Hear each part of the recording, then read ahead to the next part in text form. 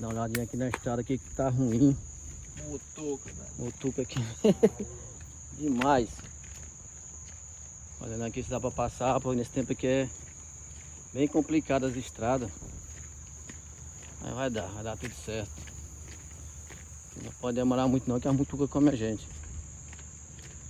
Tá pra descer, chegar no nosso destino. É tempo de inverno, é bem complicado pra gente trabalhar, ainda mais onde eu ando. Que é em aldeia e geralmente as estradas é assim, ó, tudo ruim. Então assim, é bem complicado, a gente vem, mas é com medo. Mas a gente tem Deus e vai dar tudo certo. Vai dar chegar ao nosso destino em paz e voltar em paz, se Deus quiser.